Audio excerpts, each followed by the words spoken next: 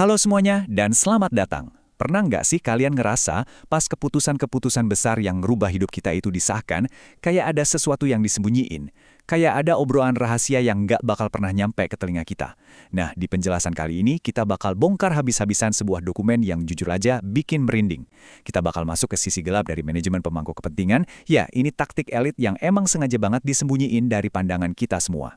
Jadi pertanyaannya gini, siapa sih yang sebenarnya pegang kendali di balik layar? Dari dulu kan kita selalu diajarin kalau kebijakan itu dibuat transparan, demi kepentingan publik ya kan? Tapi fakta yang mau kita bedah hari ini bakal maksa kita buat ngelihat realitas yang beda banget. Kita bakal cari tahu siapa dalang yang sebenarnya nalik benang kekuasaan ini. Coba bayangin, di satu sisi ada yang namanya sisi terang, itu ilusi ala buku teks sekolah lah. Semuanya dibilang transparan, kolaborasi etis, dan ada akuntabilitas publik. Kedengarannya super ideal kan? Tapi realitas di lapangan, wah mereka beroperasinya di sisi gelap. Alih-alih transparan, sistem ini malah pakai yang namanya asimetri informasi dan insentif gelap. Mereka sengaja bikin semuanya ambigu buat nutupin jejak. Ujung-ujungnya, kelompok minoritas sering banget jadi pihak yang dikorbanin. Nah, ini dia strategi intinya, yaitu pengaruh tersembunyi. Seni dari taktik ini tuh gila banget. Mereka bisa ngegerakin opini publik, bikin kita mikir atau bertindak sesuai mau mereka tanpa kita tahu siapa dalang di baliknya. Gak ada jejak sama sekali. Narasi dikontrol penuh dari bayang-bayang, jadi seolah-olah ide itu muncul alami aja dari masyarakat. Padahal, ya nggak gitu ceritanya. Taktik andalan pertama mereka apa? Namanya astroturfing. Ini rekayasa yang jujur aja, brilian banget. Mereka bikin ilusi seolah-olah ada gerakan akar rumput yang spontan dari masyarakat. Padahal faktanya, nol besar. Itu semua udah didanai diam-diam buat dukung agenda korporat. Sentimen kita dimanipulasi abis-abisan, biar suara rakyat kelihatan sejalan sama keuntungan perusahaan mereka. Kalau mereka nggak lagi manipulasi publik, tebak siapa target selanjutnya? Pemerintah. Mereka pakai taktik yang namanya regulatory capture. Jadi gini, pengawas yang harus yang lindungin kita malah dilemahin dari dalam. Nggak pakai suap atau pelanggaran hukum yang kasar kok. Caranya jauh lebih halus. Mereka bikin regulator ketergantungan sama data dari perusahaan atau dikasih janji manis soal karir di masa depan. Pelan tapi pasti, independensi regulator ini hancur.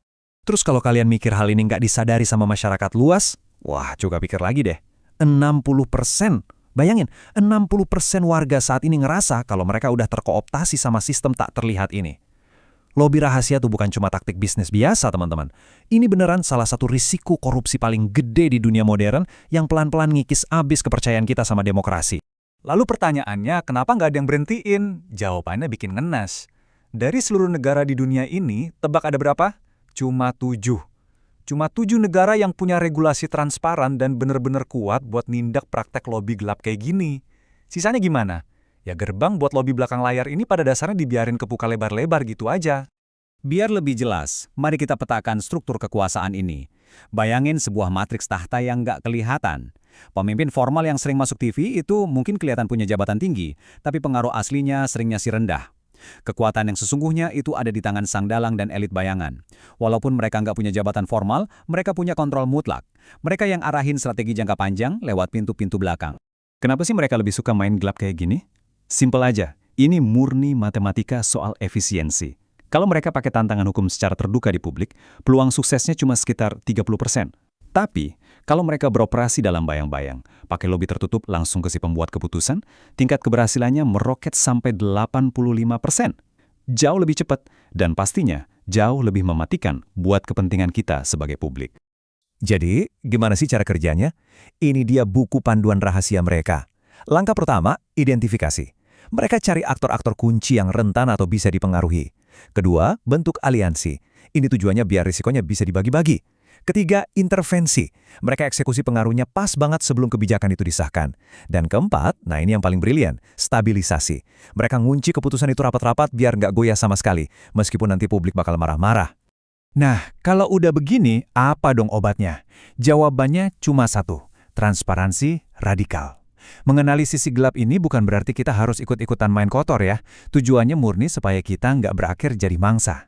Di dalam ekosistem yang emang udah didesain buat penuh kebohongan ini, integritas itu bukan lagi sekedar slogan pajangan di dinding kantor. Integritas itu aset paling langka, paling berharga dan pastinya nggak bisa dibeli pakai uang. Jadi, setelah kita bedah habis anatomi dari kekuasaan yang sebenarnya ini, mulai dari astroturfing sampai regulatory capture, sekarang cuma nyisa satu pertanyaan buat kalian. Gimana cara kalian ngelindungin integritas organisasi kalian sendiri?